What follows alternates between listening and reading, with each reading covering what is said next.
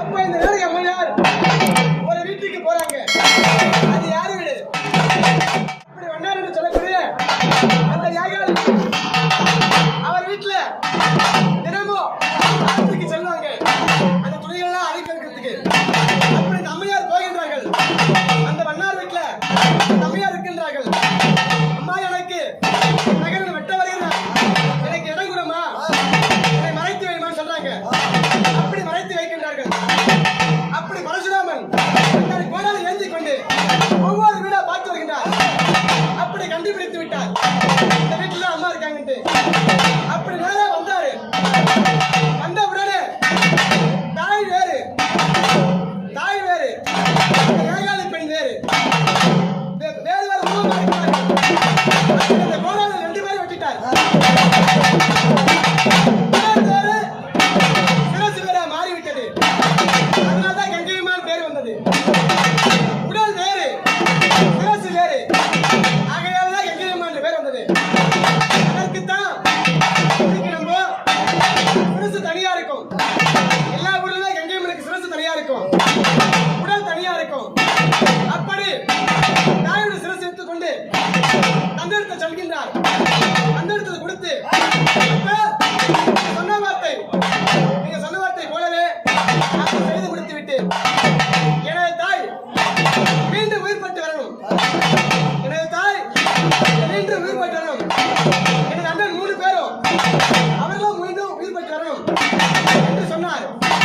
அதற்கு தமிழக முறையில் சொல்கிறார், அவருக்கு கமண்டலம், இந்த கமண்டல் அடியெடுத்து அவர்கள் மேல் தள்ளி அந்த 3 அண்ணன்மார்களும் உயிர் விடுவார்கள். அதே போன்று ஒரு தாயும் உயிர் பிடிப்பான்னு சொன்னாங்க. அதே போன்று ஜலத்தெடுத்து கொட்டினார். 3 அண்ணன்கள் உயிர் பெற்றார்கள். இந்த ரேணு அம்மையாருக்கும் எடுத்து ஜலத்தை கொட்டினாரே. உண்மைதான், உடல் வேறு சொல்லுவதா மாரியம்மனாக அவதாரம் செய்கிறார்கள். உடல் வேறு,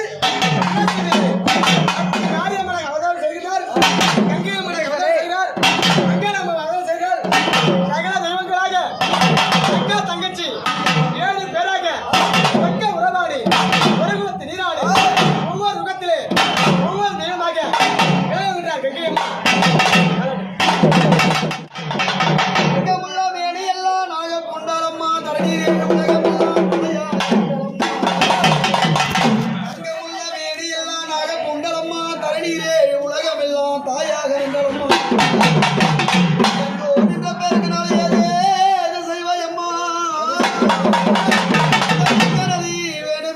செய்யாத்தின் தலைவோரும் திரைவியாக திருவையாலே வந்து கலத்தருடைய பாகத்தாண்டி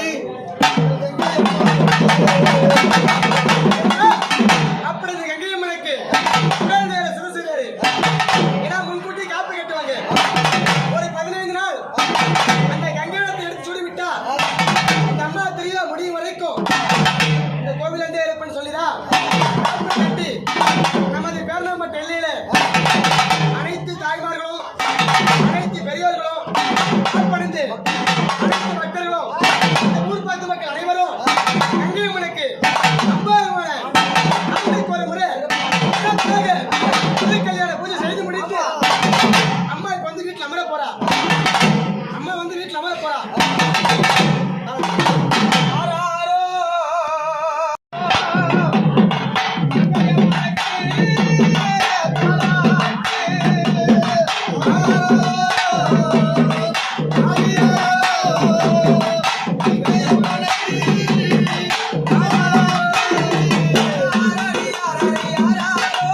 Okay.